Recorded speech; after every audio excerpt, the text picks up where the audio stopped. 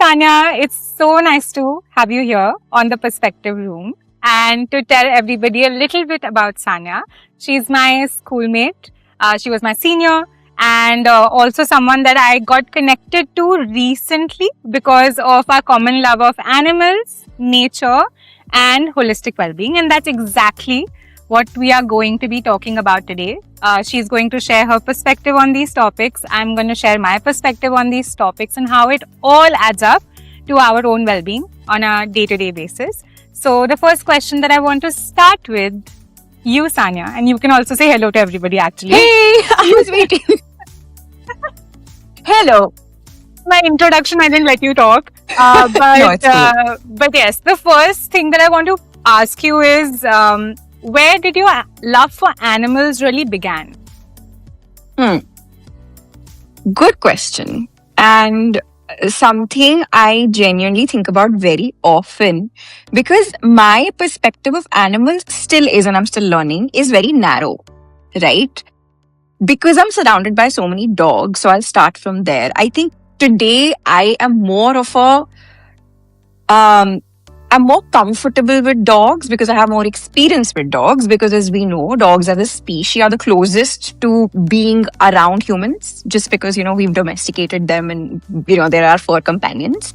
But there are many other animals out there that I would eventually love to be surrounded by. So it actually started with dogs, right? Also because they're cute. So I always grew up with a dog at home. Like my grandfather, as far as I can remember, like when I was born, I had a dog at home. So it's like 31 years old history. But my dad and my grandfather and my grandmother, they always had one dog or the other at home. So growing up, I was always surrounded with dogs. I was very comfortable with them. And then I didn't have this distinction between a dog at home and a dog outside. Like even when I used to go out, a dog would approach me. I would show them as much love as I would to one at home, right? And I think, and I found that they instinctively know who is comfortable and likes them versus who isn't, unless you obviously provoke them. So I would have these dogs come up to me and I would sort of interact with them. So it was always very, very comfortable. It's probably a year before the pandemic is when I was like, you know what, I am old enough and responsible enough to bring a dog that I can fully take care of home. And I was really scared of telling my mom because I thought she was going to say no. But she said yes. So the next day, I had Bailey, who is now my 7-year-old golden retriever, home. And he changed everything. It's because of him I got introduced to many other dogs, including my now roomie, flatmate, whatever you want to call her, Cookie, who is an adopted indie, because I met Cookie because of Bailey, and that's how I met my husband. And then everything changed. And today we have 4 beautiful dogs. 3 of them are rescued indie Desi girls. And it's been magical. So the love for dogs and animals has only grown, I would say, in the last 7 years because I'm in such close proximity and I have learned so much. I think they really, really changed the trajectory of my life, how I think, how I eat, how I feel, how I serve the community. So they've been a game changer. And as I said at the beginning, it's dogs right now, but I really want to at some point in my life have the experience of, being around cows and goats and birds and even cats and I don't know, any animal who would let me come close. Oh, so cute. It's so nice because I mean, I've spoken to you about all of these things before whenever we've met on our cute little dates, coffee dates. Yes. But I never knew about the grandfather bit. I mean, that's really interesting to know. For me, it has always been like a very love-hate relationship, to be honest. I mean, it started with love-hate relationship and then it grew more into love because I was like a dog bit me. When I used to go to my Nana Nani's house and हमारे घर के neighbor पे कोई I think there was this person who rang their doorbell and I used to go play with their kids and I was standing right behind him and there was a very cute indie dog outside their door who I actually used to really adore and love. And suddenly, because I was standing behind that man, and he got really angry, right? Because some stranger is trying to enter the house. He was trying to open the door khud se. After, I mean, bell bajai, but he was like, मैं खुद ही खोल लेता हूँ types. And the dog got so angry. And that guy sort of like put me in front or something like that happened. Like a human shield. It's very, very weird. And the dog actually ended up biting me. So there's a lot of fear. So I would not say hate, but it was more of a like, I was afraid of dogs. Initially. But then I remember from my school days, there were a lot of classmates who used to have such cute dogs. And I still remember there's this classmate of mine who had a Cocker Spaniel, and I was in 7th grade, and his name was Tobler. It's the cutest little creature. Used to wag its tail with long ears, and I was like, I don't think I need to be afraid of them anymore. You know, like it sort of broke my fear of these cute little creatures. True. And I understood them better. And I saw how they can make you feel so loved. Because every time that I would go to her house, he used to welcome me like anything. True. And then I wanted a dog of my own. And then again, my mom was really scared of dogs. Not scared really, but she didn't want a dog in the house because she lost a dog. They used to have a dog, my Nana Nani. So, yeah, and then I convinced her. I informed them, by the way, when I got Melody home. I told them that, listen, I'm getting a dog home, whether you like it or not. I got 2 puppies and I asked them, which one? And it was a Cocker Spaniel Indie. So, American Spaniel Indie. And I was like, what a beautiful combination, right? And it was just close to my birthday. They couldn't say no. Of course. And we adopted Melody. That's a great trick. Yeah. So all of you people out there who want dogs but parents are not agreeing to it, then this is the way that you need to go about it. Don't ask them for permission. You inform them that you're getting it home.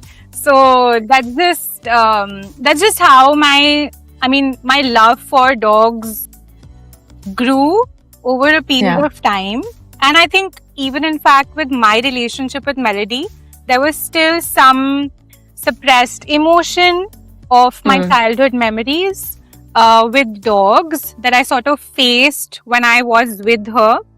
And it was an ever-evolving relationship. And even today, I mean, I do sense a lot of fear that I still have with dogs. But I'm trying to face that fear because there's a bigger part of me that loves them so much more and wants to serve them because of how much they can teach you about love, you know, and about the emotion of love within you that exists too. Yeah, absolutely. Absolutely. Wow, there's a thumbs up. So, the next question that I want to ask you is that when it comes to a lot of people in the community who sort of are not kind towards animals, do you think that also comes from a space of fear? Of fearful emotion? What's your opinion about that? Yeah. So there are, I think, 2 kinds of people, right? One who just aren't interested, and that's fine. I think who mind their own business. They're very indifferent towards dogs, animals, whatever, any other species other than humans around them. And I think that's fine, to each their own. But then there's this other end to the spectrum, which is a lot of cruelty, which is a lot of violence. Um, it could stem from fear. It could stem from insecurity. It could also, I think it's majorly fear, because I think when we fear something, and this has got nothing to probably do with the animal or the dog, right? It's any other kind of fear or insecurity you may have in life. But how do you channelize that? I think by suppressing another being who is vulnerable, who is not going to say anything in return, right? And we get a lot of sadistic, I think, pleasure out of it as a race. So that's why you probably see a lot of animals and dogs, any kind of animal. It could be mules, it could be horses, it could be cows on the road, whatever it is, right? Prey to a lot of such abuse, which is extremely, extremely sad. My take, honestly, is don't love them, don't feed them, don't do anything. You're not. Nobody's imposing that on you. Just don't harm them, right? We need to rise above human supremacy. I think, especially in today's world, a lot of us feel humans are at the top of everything, which is not true. We've shared this planet with lots and lots of other species. We still do. And in fact, many other species have inhabited our planet way before humans did, right? We're a very recent species. Many have come and gone before us. So I feel humans tend to feel very entitled, very empowered, just because we've made a lot of progress, more than any other species, in a very short span of time, right? And yeah, it's disheartening, but I also see the other side of things. I also see people becoming more sensitive to these issues, more sensitive to the fear, more open-minded. Back in the day, for example, having an indie, right, at home was not a thing. Very few people would adopt or give a home life to a shelter dog. Whereas today, in my own society, I see so many indies, and it makes me really happy. And even if they're outside, like I see a lot of people feeding them, a lot of people showing them love, a lot of people showing up for them, speaking up for them when they see something wrong happening. So things are also changing. So there's always that, black and white area, but we need to sort of find that gray in the middle and go with it. Yeah. Yeah, I hear you. I mean, for me, I'm really glad, first of all, about what you said, because there's a coexistence, right, in play, which sort of, I kind of find comfort there, because there is coexistence that shows up in front of you. So it's really nice to see the world shaping up like that. I mean, I obviously want more of the other side, which is more of the kinder side. But I guess we'll get there. At least we have started. At least there's awareness. So that's great. In my own experience, and I think I have shared this with you, but Melody Angel, oh my God, she recently passed away. So, I mean, it's a lot more fresh for me to talk about this, is that she changed my life after she left. It's like I didn't realize how much an animal can carry for you. Like carry in terms of energy, carry in terms of emotions for you.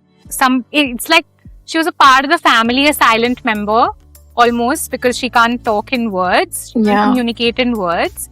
But she, with her silence also in the last couple of days, taught me so much about how I was not meeting my own fears and insecurities.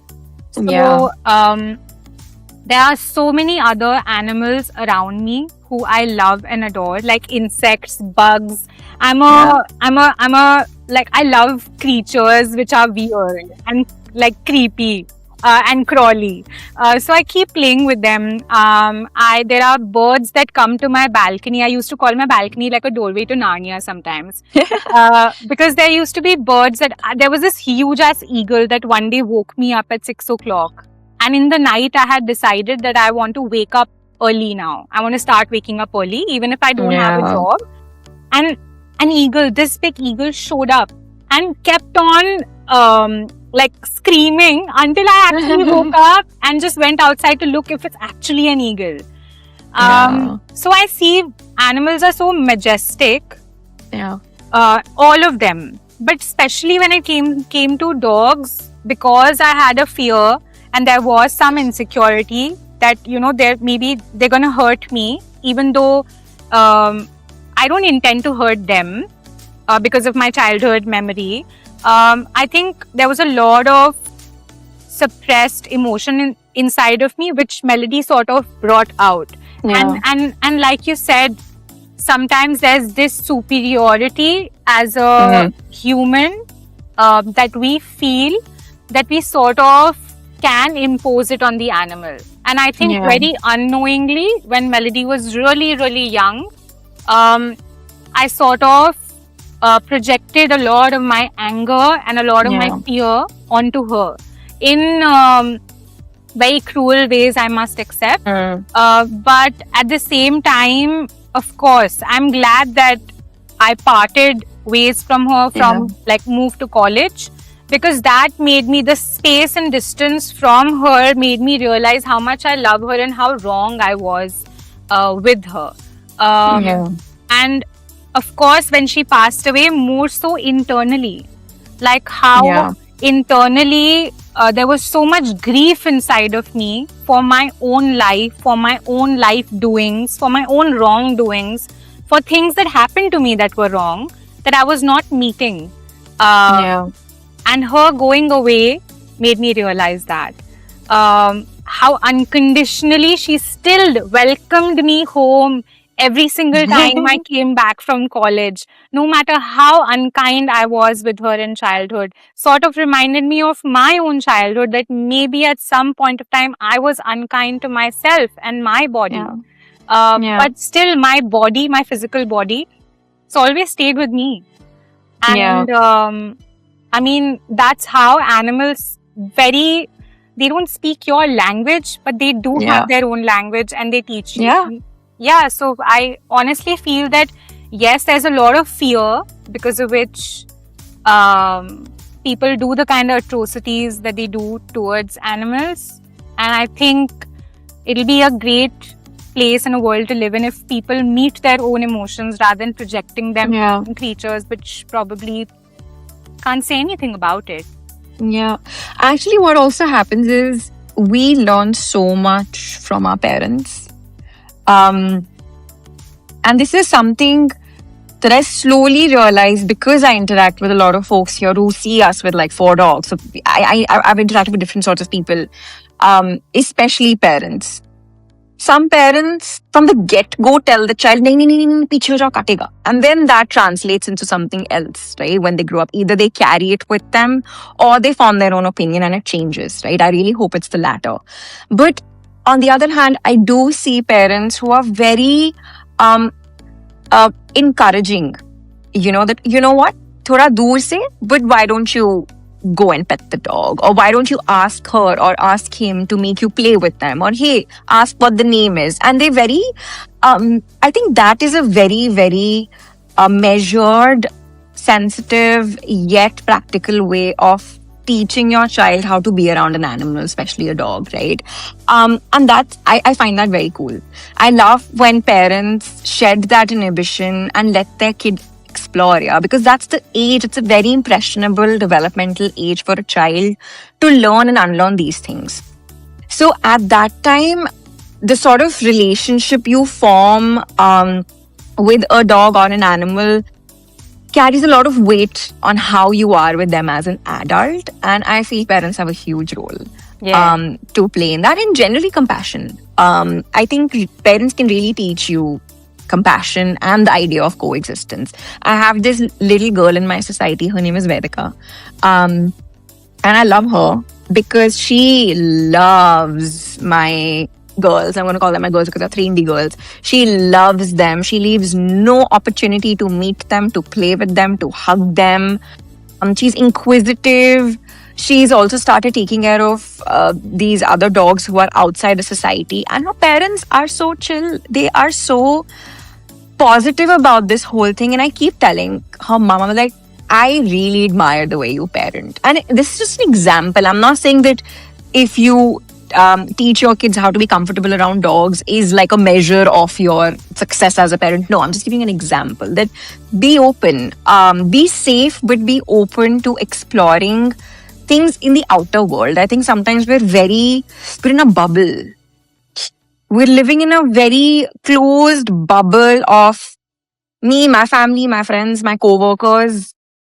You know, like there is a world out there which is so beautiful, and animals and nature in general is a huge part of our well-being. And I think if kids learn that at a young age, I think they carry that forward with them. So Yeah, most definitely. And I also feel like sometimes the most beautiful part about parenting, the kind of parenting that you spoke of, sort of Yeah. seems like that even if I am afraid of animals as a parent, I allow my child to have his own experience or his Yeah, or their own absolutely. experience, right? Absolutely. And even if I don't participate or get involved, but I don't hold them back from Absolutely. making their own beliefs and ideologies and, you know, the kind of service that they are inclined towards. And I think that's beautiful because they are not passing down the fear that has traveled or the kind of narrative that has traveled across generations. Generations, And it's very interesting, and I mean, maybe it might be a little off the tangent of our topic, but it's kind of I think a part of it, in the sense that I was reading a lot about epigenetics recently, Mm, and I see how in the cells of human beings the emotion gets carried. yeah. Epigenetics, of course, is part of DNA, and studies are happening on that. But I see how my mum, and to give you a very example how sort of this stands valid for me, my mum had a lot of grief because of the dog that they had at their place when my mum was young. And because she had to face the grief and sadness of losing that dog, is why she didn't want me to have the dog. Yeah. Because she told me the day that I bought it, जब वो चले जाते हैं तो बहुत दुख होता है. तो Yeah. उस दुख को ना मीट करो और ना फेस करने के वजह से say my mum was trying to stop me from getting a dog for the longest time that I Yeah. wanted it. But ultimately, because I was like, I'm a rebel and I'm going to get it nonetheless, that my mom was like, yeah, okay, sure. So, I mean, True. he sort of like, you know, realized that she is anyways a person of her own. So she's like, I can't hold her back. So I can try Yeah. to be cautious and protect her from the grief and sadness that she might face.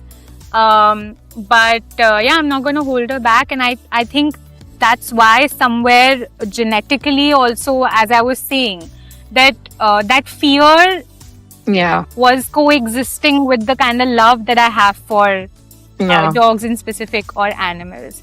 Yeah. I want to ask you how we also got connected on the topic of, I think, gardening, because I remember watching your stories and your beautiful touchwood plants in your balcony, and I was so into gardening at that point of time. I was growing plants from seed to fruit and giving them away, that I was like, I need to talk to her. Why haven't I spoken to her before? So yeah, so where did your love for, again, nature, moving forward from animals, began? Yeah. Oh, very intertwined. Again, goes back to my childhood. I grew up in a house, and I want a house, like a house, like a home, like a standalone house with a garden, not like an apartment building, Achha, like that. bungalow. Okay, house. Yeah, like yeah. So, and we used to have a garden in front of the house. home. And it came from my grandmom actually. And my grandmom, my dadi, she had a green thumb. And to date, she has a green thumb. It was a beautiful garden. I have the fondest memories of the multiple seasonal flowers that used to bloom and the Ashoka trees and tons of money plants even in our veranda. Like it used to be like a bale. So I really grew up around it, did so many picnics, was always an outdoors girl. I think that whole generation was like our generation, right? Like our generation. Yeah. It used to be really difficult to come back home because itna maza aata tha bahar, right? Bahar rehne mein maza aata tha, and it was very mentally stimulating. So I spent a lot of time outdoors. I spent a lot of time in my garden. I used to make a tent and like spend hours there. I remember we used to have fruit sitting there. Winters used to be beautiful, just soak up the sun. So it was always a part of my childhood. Even my nani's house, I used to call her Nani Nana Ghar, also had a little garden. So again, was always surrounded by greenery at home, and I used to love it. And then I moved to an apartment, and it's been years. It's been probably like 2 decades that I've been living in an apartment. So I was hoping to like get a house of my own. Even though when I was living with my mom in her apartment, we had like a balcony and everything, but she was more in charge of like doing it up, right? Now I wanted like my own house where I could bring in all of these plants. So that's exactly what ended up happening. Bit by bit, from 1 gamla to 2 to 10 to, I don't know, 30. Now we have about 70, 80 plants inside and outside our home. It just grew. The love just kept growing. Also because my urge and my wish to be surrounded by nature, it is very therapeutic for me. Has always been. Any chance you give me, I would want to escape to the mountains. I love being around nature. I love being around trees. It's that the sense of solitude and peace that it provides is uncanny, and it's unmatched. So I wanted to just create a little urban sanctuary for myself, because right now I live in a city and I wish I could live on a farm, but I live in a city and there's nothing more I can do, right? So it's also unintentional and intentional, the way the balcony, the way you saw it came out to be. And I started learning a lot about it. I still am not a pro, by the way, by any means. It's a lot of trial and error. A lot of plants have died on me. And as and when that used to happen, I used to just question why that's happening. My Mali ji is my best friend. We meet twice a week. We love each other. His name is Chote Lal ji, and I love him. And we talk a lot, right? अच्छा, इसका गमला बदलते हैं, इसको plastic का गमला नहीं चाहिए, इसको मिट्टी का गमला चाहिए, वो पानी रिटेन करेगा, अच्छा इसकी धूप बाहर होनी चाहिए. So we did a lot of trial and error. We both learned from each other, honestly. So all of that happened. We also started composting at home. So we segregate our waste and we compost, and the full credit goes to my husband. He is the master at composting. I just use the product, like the output of it. He does all the input related work. So I think they get a lot of good nutrition. We make our own bioenzyme at home from our fruit and vegetable peels. So they get a lot of good nutrients, a lot of love, a lot of attention. I sit in my balcony on most days when the city is not polluted. So it's an amalgamation of so much, right? And it gives me a sense of calm and peace like no other corner of my house. So I just wanted to always keep that love intact and touch what it has, with a hope to sort of. I keep telling Rahil, when we have a home, it can get small home. I don't care for a big mansion. I really don't. But it should have a big garden. Like, that's all I want. I want a big garden with lots of plants and a place for my dogs to run around, or any other animal, right? So that's like my dream, and hopefully one day that will be accomplished. Wow. Sure, for sure it will be accomplished, because it's filling my heart with so much warmth and joy to even like hear that. And I think that's what, it's so infectious, right? The love for nature and love for animals and just sentient beings all around you, like all kind of beings. And I think the realization that if this wasn't there, we wouldn't have been. Yeah. Right? Can you imagine your life without the green and the blue of the sky? And it's unimaginable. So before we started this, we were talking about slowing down, right? The whole idea of, I think, being in nature slows you down. You start noticing so many things. You said you love playing with creepy creatures and insects and all of that. Sit in a garden. Ab thoda kam ho gaya hai, but sit in a garden for an hour. You'll notice so much. So many types of ants and insects and ladybugs and butterflies, and it's interesting how there is a life of its own which passes us by, but we don't see, in our daily lives, and it helps you really slow down. Yeah. So yeah. Honestly feel when it comes to nature, gardening for me, I mean, my parents, my mom and dad, both of them love it. So I think again, it's very like genetic for me. It's like come down, Yeah. the love. And again, childhood story of a lychee tree growing in my nani nana's ghar, and we used to pluck lychees out of it when we used to go for summer vacations and eat them. Oh my god, what a joy!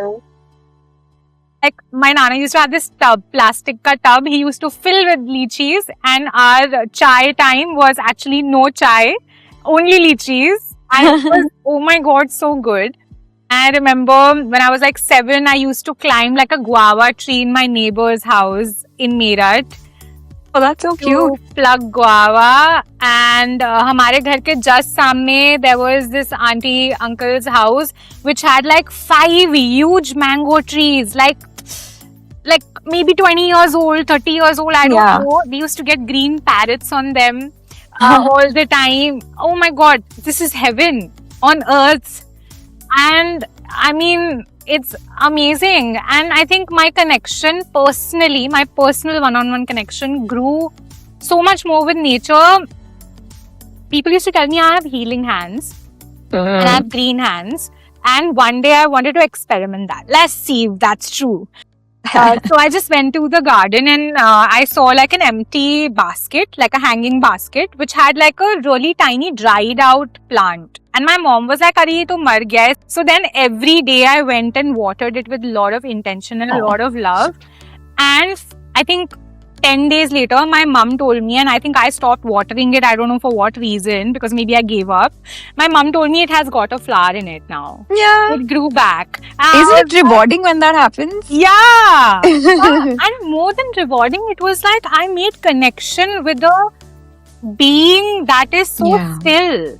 And again, Yeah. you cannot like express in words, but maybe by different stages of growth. And Yeah. how beautiful philosophical is that. And I think I also feel so connected to nature because I feel like it's just an extension of us. I always see them as symbols. So like yesterday, or I think day before, I saw ants creeping from my tube light to my shelf where all of these things were kept, like all these edible things were kept. And I removed everything, to see where the ants are going, where are they coming from. I removed all the things from my shelf and I saw these ants were eating chips. I was like, on the shelf there's honey kept, that's date syrup kept, but they're eating chips. Junk. It transcends species also. Yeah, and I was like, this is an extension of our maybe collective consciousness, where how we are feeding on so like junk. Even Crazy. ants are doing that. So Seriously. and I think for me, that's how I see nature as an extension of me, of how my inner world functions, how my mind works, how everybody's mind also works. And I think finding connection with such stillness sort of, as you said, slows one down, slows me down personally. And also, I don't know, it sometimes again leaves me very speechless. And I just want to be. like with nature. I just want to be. I sometimes don't even have to say anything. I can just lie down in my garden and look up at the blue sky. This is so funny, Dinima. I've been using this line, I just want to be, for the last few months. And I've said it so many times that I was like, what, do you just want to be? Because that's what you were saying. So I found it really funny when you said it. Because like, I was like, life with the fast pace. I just want to be, right? I just want to be, man. It's like, that's what you're going to say now, right? So high five on that. But one more thing is patience, right? There was a rubber plant, and this is getting all plant nerdy stuff, but there was a rubber plant inside the house like a couple of years ago. I was dying on me, right? Ek ek karke, all the leaves were obviously dying because obviously it wasn't getting the right amount of sunlight that it needed. And I didn't know much or any better back then. And there was literally just one leaf left. Wo bhi was just almost gone. So now Chotalal and I are like, what do? We can't just, every time a plant is almost about to die, we can't be like, acha, theek hai, forget it, let's buy a new one. That's not how it's going to be. We have to find a solution. So like, okay, maybe this needs something else. So put it outside. It's soaked in the sun, the air, like the fresh air in the balcony. And of course, water. A lot of love. It took nearly 3 months. But I kept saying, I was like, let that plant be outside. We're not going to get rid of it. Let it be outside. Let's just see what happens. It started budding after 3 months. And now it's a fully grown rubber plant with so many leaves. And every time I look at it, and I'm so most grateful, is it taught me how to be patient. It taught me, so that's what, when you were saying it's a very internal, intrinsic connection process. It teaches you so much, man. You just need to be receptive of the signals. You need to listen.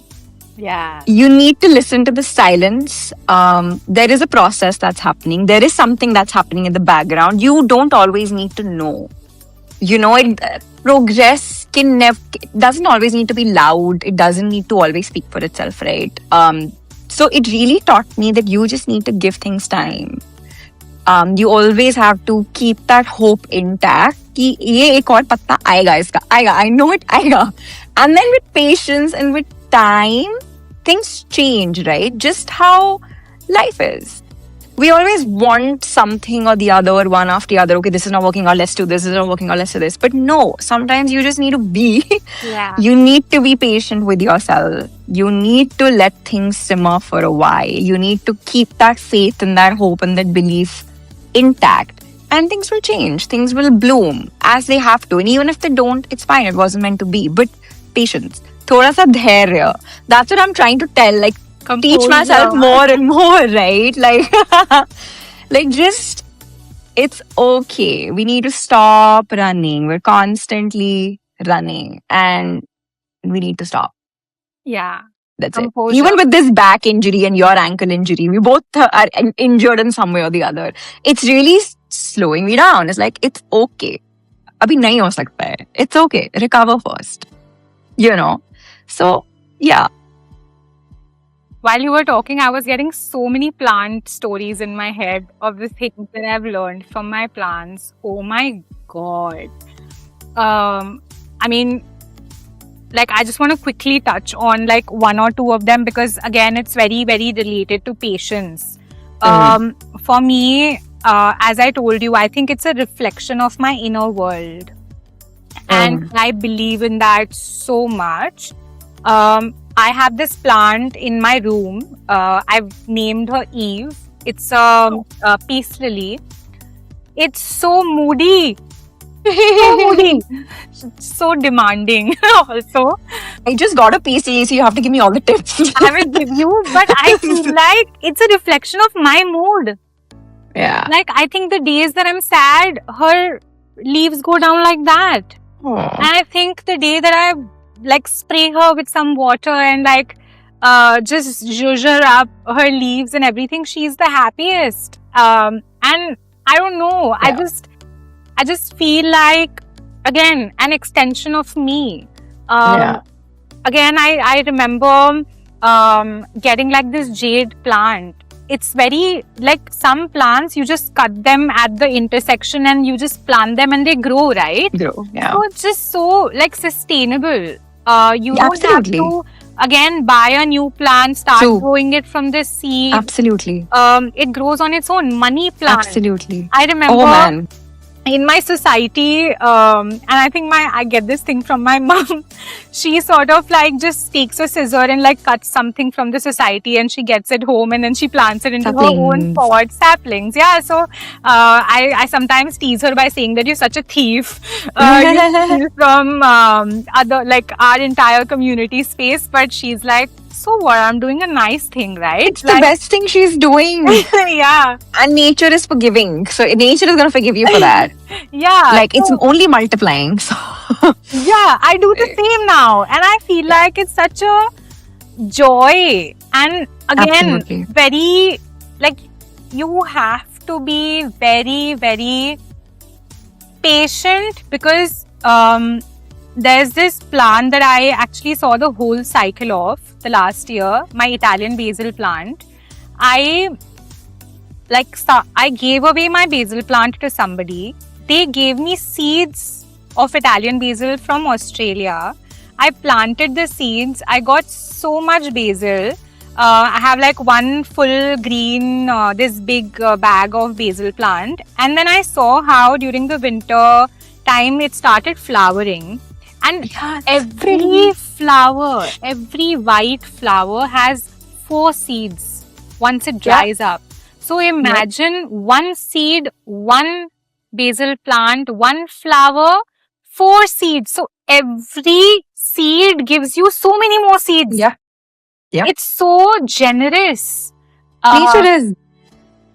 If you witness the process though, if you Yeah. have the patience to witness one entire full yearly cycle of it, it's so generous. It is. When the fruit sort of comes out. Absolutely. I mean, I'm always in awe. There was another plant, again basil plant, but tulsi, my Indian tulsi, it died. And I tried to repot it to another pot.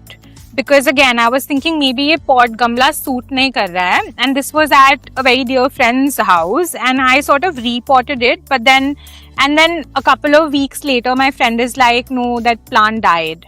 And I was so sad because I gifted the plant to him. Oh. And then he told me 6 months later, he sent me a picture of his garden. And there's like 6-7 pots that have that tulsi in it. That's And so I was nice. like, that's so cool. How did that happen? He's like, maybe the tulsi plant that died, before it died, it dispersed It gave- its yeah. seeds into other Yeah. empty pots. Very, very much possible. Like didn't realize, but 6 months later, there are more tulsi ka paudhe in his I balcony. mean, it's crazy circular economy how it works. We have so I also have basil and Circular economy. It's crazy because I have lots of basil as well. And it fell into a totally different pot because, as you said, it's got so many seeds. Now another pot has started growing basil, which is great because we make a lot of pesto at home with our homegrown basil. But what I was trying to tell you was we started noticing that there are a lot of these random plants that are now in our pots. And we're like, what is this? Until we saw a small bud of tomato growing. And then I was researching how did this happen. It's because we compost. Tomato seeds take a very long time to disintegrate and to decompose. So some random tomato seed landed up in my pot and then gave a little tomato, which again we ate. So it's so cool. Like we ate the tomato, we threw the whatever chilka seed back into the dustbin, which got decomposed, and then it got planted into a new tomato. So yeah. And the last plant story I'll say is a very small thing is you gave me a jade plant and you said that this will grow as you grow. So now I keep looking at it. I'm like, is it growing? Like, am I growing or not? Because my growth is totally dependent on this jade. So this jade better grow. I'm giving it, I've put it like right in the sunlight where it gets ample water. Yeah, it's growing. It's slow, but it's growing. Slow. I Yeah, think and you I'm need to very happy slow with down. that. Absolutely happy with that. Yeah. I'm so glad that there's pressure there, but I'm glad that you're also sort of like telling yourself that I need to slow down, and it's Yes. okay to just slow growth with the jade I need also. to just measure it with the jade's growth. So Yeah. yes. But beautiful. I'm so glad. And I think I'm so glad that I gifted that jade to you. I feel Yes. like it's such a, again, मतलब, I think मैं अपने बारे में बोल रही हूँ, but I think it's a beautiful gesture to generally also gift people something that is Absolutely. sustainable like this, something that sort of adds to your life than I think something that is very like an object, you know? I mean, that's just Yeah. me. But this is just my perspective. No, when we yeah. got married, we planted a tree in the name of every guest instead of giving them gifts. So that was cool. Yeah, we're like, what do we do? Let's not give gifts. Like, nahi, shadi ye gift. And I'm like, okay. And then Rahil, being the wonderful human being he is, said, let's do this. And I'm like, on board completely. My God. So मैं that was ऐसे fun. ही करूंगी. हाँ, please do शादी, ना. sustainable shadi when it happens, and I am going to be the happiest as a person who's going to celebrate more than my wedding. I'll celebrate planting of seeds probably, Yay. or saving food, or saving on electricity. My God. I mean, kudos to you guys for doing your marriage the way that you did in a sustainable manner. I mean, that was also one of the things that again made me wanted to get in touch with you to ask you, how did you do this, right? And it's a possibility. Very much so. And it was so, it was, I feel so happy. Like, we did it the way we did. We anyway wanted it to be a very intimate affair, but we also wanted to sort of minimize the waste, right? And give back as much as we can, whether it's to nature, whether it's to society, whether it's to animals. So it just all came about very beautifully, and I'm very, very proud of it. Yeah. I think I can't, in this day and age when like so many marriages are happening, especially of our generation, I think, I mean, really, really appreciate you, the way that you think, right? Like, it's the thought that matters and the intention that matters. And I feel like the amount of money people put into marriages and the effort and Absolutely. I have been a hotelier, so I've seen the backside of it, the banquets of it, right? Yeah. I was the one who used to throw away food into the dustbin as a chef and as a service person, and I used to feel horrible. I said, "Bhagwan, please, मुझे पाप मत देना इनके sins का, please." It's literally that's how I used to empty the chefing dish out. And so then, that's how the idea got planted in our heads. We were attending a wedding in a long time ago. Both Rahul and I together, and we were exiting from the event and waiting for our car, and there was a drain. Right? There was a drain, and then we see 3 people coming with 3 big patilas, huge drums, patilas of whatever, dal, sabzi, whatever it was, and literally putting it into the nali. And then we saw this dog. He was all bony, like you could see his ribs and bones, so clearly malnourished dog, who went to the drain and started eating it. And I will never forget that sight, because both Rahul and I cried so much. At least I cried on our way back to the hotel, and then he cried as well. And we both were like, what is this? How can we celebrate something in such a fashion where so many less privileged and deprived humans and animals are living the way they are? Like, how does that work together? Like, how can that be? Like, it just didn't sit in our heads. So we decided then that if we ever get married, and there were no talks of being married then, that we will choose better, and this will be a big learning. And thankfully that emotion stayed with us. Yeah. And thankfully it wasn't just a thing, you experience something and you forget about it. I'm really glad that we were able to take action. And that's also compassion for me. It's an amalgamation of being sensitive towards, all living things, and being strong enough to also take action, right, to make a difference. It's that beautiful mix of both. Because actions speak louder than words, right? So I can feel for something, but if I don't do anything about it, and it's not like you always have to do something about it, but you have to at some point. And for me, that's my compassion. Yeah, and I'm still learning, but that's one facet of it. Yeah. I hope that anybody and everybody who's listening to this, I think, can just jump onto this part of the podcast, because I think it's so crucial and so important. I think when I connected with you, I lost that part of me, that compassionate part of me somewhere. And I think our conversations and our cute dates sort of like, again, brought that part of me back.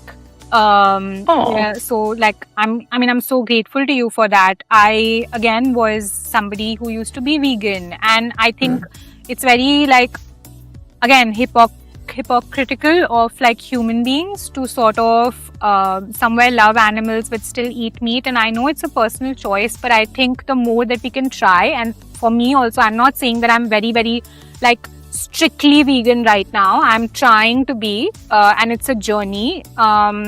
But I'm trying to find substitutes. I'm trying to build a brand around it as well. So trying to cook more vegan, and that's also telling me that, you know, if I can cook for other people with those, I wouldn't call them restrictions, but sort of beliefs and values, then I can sort of imbibe them first in my own being. And as I call it food for thought. So you think first before you put anything into your stomach, like, where is this coming from? Where's the source? And I think all of this is possible when you have the seed of compassion within you. And I think once that seed sort of grows, it gives you so much back. Like I said, it's a beautiful ecosystem that sort of gets developed. It's very internal. And then it's sort of like, it's very infectious, because as I met you, right, you brought it back in me. So again, it's very infectious. And just to like maybe touch in the last couple of minutes with you, I want to ask you also how sort of maybe nature, animals, and all of these things that we spoke about today in today's podcast, what sort of brings the aspect of holistic well-being to your life? Like, how did you connect with well-being that is more than the stereotypical अगर तबीयत खराब है तो doctor के और अगर supposedly I'm suffering from mental or emotional well-being, then probably I need to again in a very like deal with it in a very scientific way. How did that change sort of also came about in your life? Very gradual, through lots of experiences, failures, but a very important lesson for me today, and I'm still learning, right? So I think the starting point of it was definitely a lot of mental health issues that I went through, you know, as a teenager or even as an early adult. Also as recently as about, you know, 2 or 3 years ago. But I started observing patterns, right, within my own little journey towards being mentally healthy.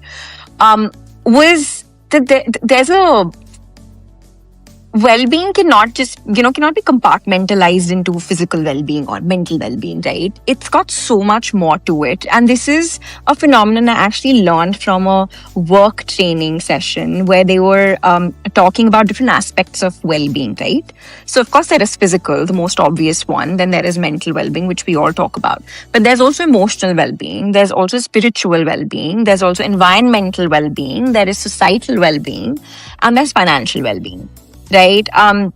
These 5 or 6 different, you know, facets of well-being kind of make it into a whole.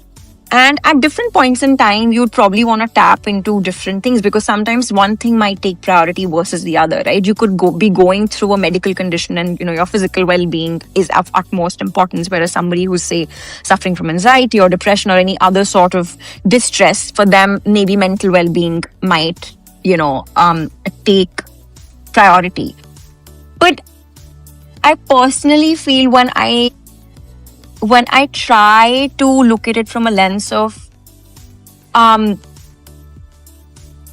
how can I sort of be on a journey on everything at the same time but in a different measure, is when everything starts coming together. Like, I want to be able to do something to feel mentally better, but for that my exercise is also important, because you do release certain hormones, you do release um a lot of different hormones that help you feel better. So when I was going through anxiety, depression, I started noticing certain patterns in my behavior, that if I would say work out, if I would take a walk, if I would go to the gym, if I would do strength training, if I would do yoga, it would suddenly start making me feel a lot better, and vice versa. If I am physically fit, it has an effect on my emotional and mental well-being. If I am taking care of, say, my finances, it has say effect on my emotional well-being. If I am working on my spiritual journey, it starts making me feel instantly a lot better,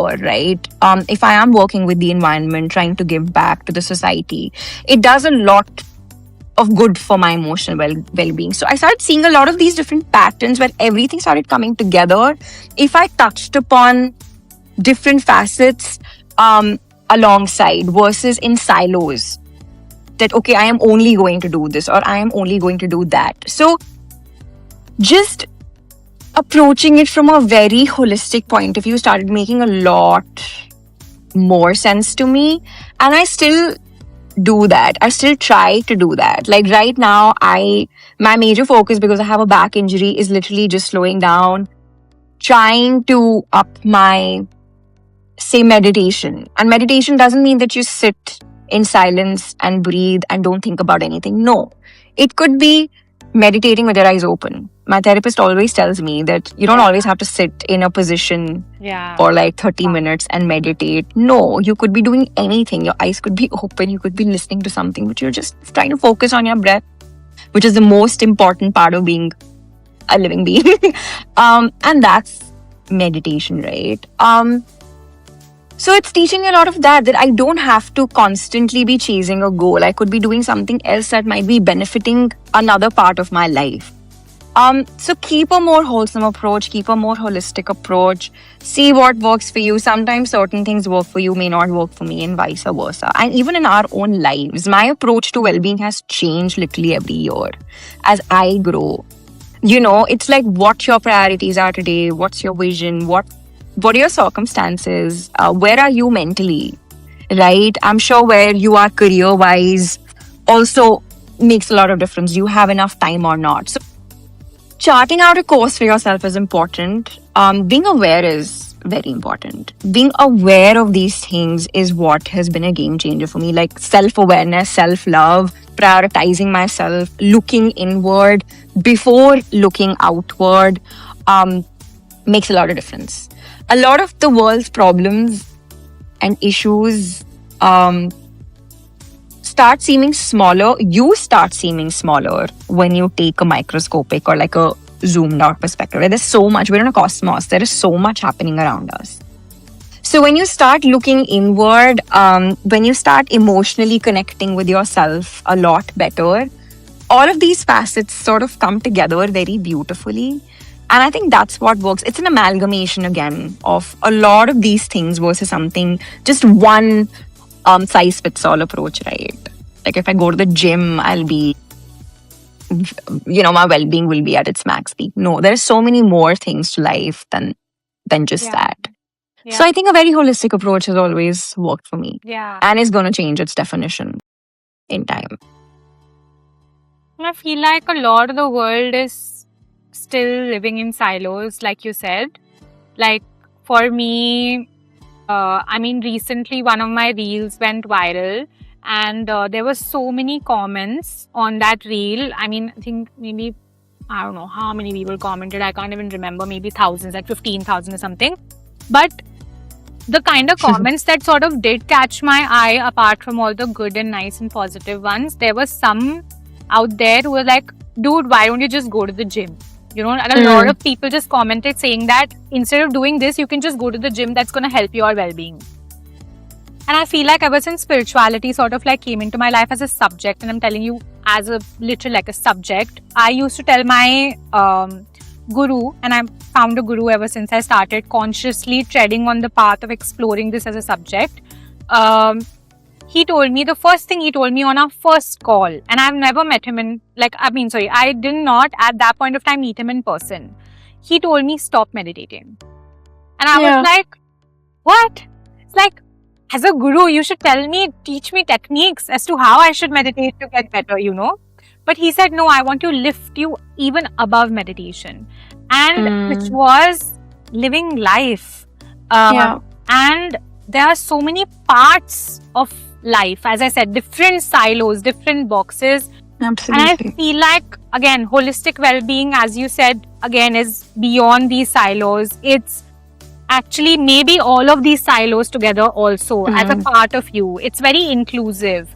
And I mean, I started seeing myself because one of my friends used to see me like as a rainbow person. She saved my name with a rainbow in her phone contact list, and I was like, what? I mean rainbow? And then I realized that no, I am a rainbow being, because for me, again, as rightly said by you, that it doesn't exist as only gymming, only physical well-being, only emotional well-being, mental. I think it all comes together as like a beautiful bouquet of different flowers, different exotic, wild, vintage, dried, whatever. I mean, whatever you want to call it. It all just still comes as a bouquet, and it's just so beautiful. And I think life is that. It's all like a rainbow. And again, as you said, well-being. It can look different for you, different for me. It's not like a one-fit shoe, like a Cinderella story. It can be just what brings you comfort, what brings you joy, and you like sort of carry that in your life, and you get inspired by other people's journeys also. Like I remember when I connected with you, you told me how you are having, like you develop like a night routine where you're slowing down. Right? For me, that was so important in my journey, because at that point of time I did have a morning routine, but I was still lacking in my night routine. And I think the closing and opening of my day sort of made my well-being feel more stable, my sense of self feel more stable. So then I inculcated that aspect of your journey in my life that sort of added to it also. So again, like for me also, in my perspective, it's again not one silo, one part, one shoe that fits all. It's you, it's unique to you. And I think one more thing that I just want to add is, by unique, the word universe also came in my head. And I remember Krishna ka story, I think, jo humne bachpan mein sabne padha hai, that he opens his mouth and there's a universe inside of it. I think before even commenting on the outside world, the universe that exists outside of us, we need to explore there's a universe inside of us. Like there are planets, constellations, galaxies that are in our own body, like our organs, our entire cellular structure. You can call it stars. Cells can be stars. The galaxies can be say your liver. So it's just how you look at it, and how you develop maybe that inner vision. Absolutely. I think like one thing that really helped was the art of being present. That was really missing. And when I really think about well-being, and a game changer for my own well-being was, as you were saying, live your life, be present. When you are present is when you'll be able to see that universe inside you, right? Otherwise, there's a lot of chatter. We worry too much about our past. We worry too much about our future. We're not here in the now. I think when I started consciously practicing that, and a very dear friend of mine pointed that out, that you need to trust yourself. Trust yourself. And that, it really stuck with me to date, and I always tell her, thank you. Because when I started trusting myself, and of course I still have days when I don't, but when I started trusting myself, I started trusting my now, that it is what it is today. Focus on that. Don't try to run away into the past or, daydream into the future. Things will happen, doors will open, some will shut. But you can only manage today. Forget about everything else. That was a game changer. And then it opens doors for you, right? Doors to well being, your own definition of well being. And every day is a surprise. You take it as it comes. So that helps a lot. And when you start exploring that inner universe that you're talking about, that's magical. I think you love yourself a little bit more. You respect yourself a lot more. You can finally start being okay with just yourself. We come alone, we go alone. I know it's very cliche, but it is the ultimate truth of life.